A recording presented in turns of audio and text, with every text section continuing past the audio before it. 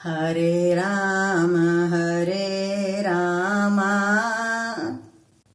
राम राम हरे हरे, हरे कृष्णा कृष्णा कृष्णा हरे हरे, हरे राम राम राम हरे हरे, हरे कृष्णा कृष्णा कृष्णा हरे हरे, हरे राम राम राम हरे हरे, हरे कृष्णा कृष्णा कृष्णा हरे हरे, हरे राम राम राम हरे हरे, हरे कृष्णा कृष्णा कृष्णा हरे हरे, हरे राम राम राम हरे हरे, हरे कृष्णा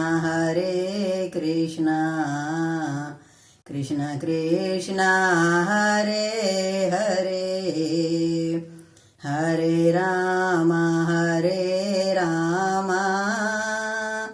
राम राम हरे हरे, हरे कृष्णा कृष्णा कृष्णा हरे हरे, हरे राम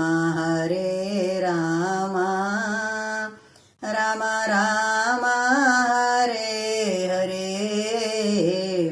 हरे कृष्णा कृष्णा कृष्णा हरे हरे, हरे राम राम राम हरे हरे, हरे कृष्णा कृष्णा कृष्णा हरे हरे। बहनों और भाइयों, मैं आपको पौष मास की शुक्ल पक्ष की एकादशी, जिसका नाम पुत्रदा एकादशी है, की कथा सुनाने जा रही हूँ। ये पुत्रदा एकादशी 24 जनवरी 2021 दिन रविवार को आ रही है।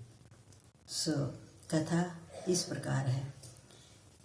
एक दिन अर्जुन ने पूछा, हे कृष्ण, अब आप पौष माह के व्रत के बारे में समझाइए। उस दिन कौन से देवता का पूजन होता है तथा उसकी विधि क्या है?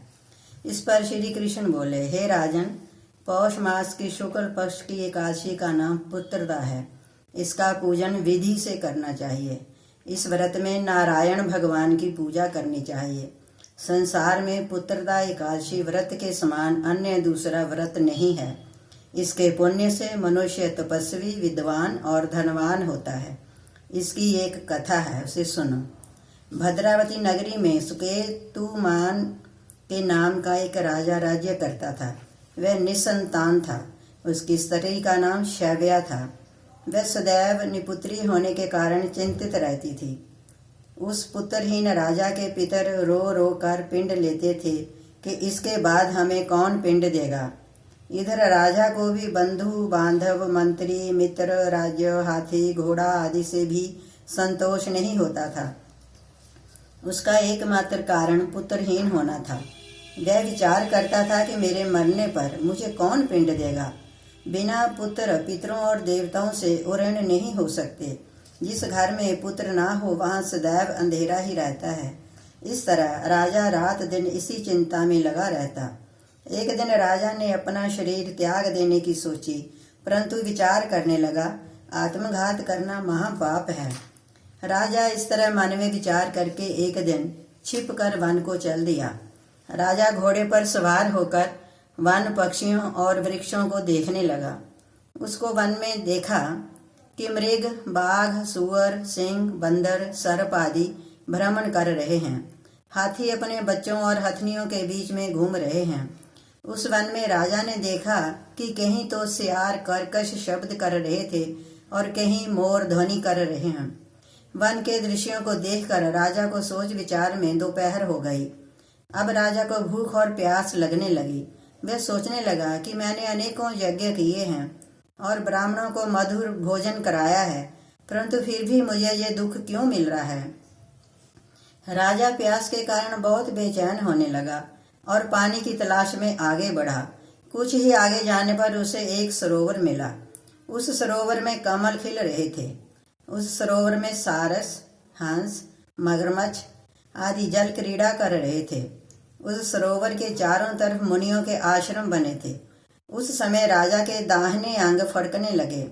राजा मन में प्रसन्न होकर सरोवर के किनारे बैठे हुए मुनियों को देखकर घोड़े से उतरा और दंडवत करके उनके सम्मुख बैठ गया। राजा को देखकर मुनीश्वर बोले, हे राजा, हम तुमसे अत्यंत प्रसन्न हैं। तुम इस जगह कैसे आए हो, सो कहो।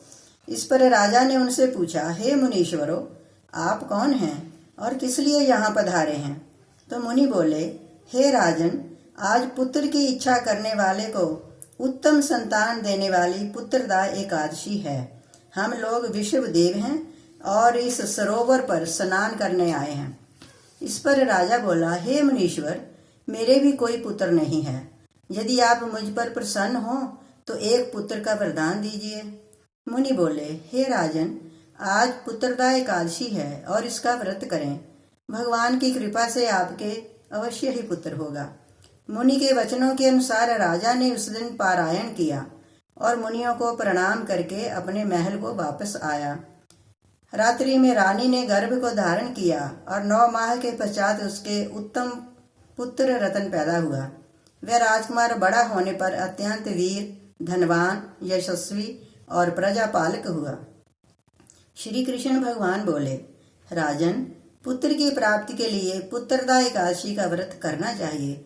जो मनुष्य इसका महात्म कथा श्रवण व पठन करते हैं उनको स्वर्ग मिलता है। सो भाइयों और बहनों, कथा यहीं पर समाप्त होती है। इसके आगे आपको प्रभु का कीर्तन, भजन, आरती करनी है। जय श्री कृष्ण।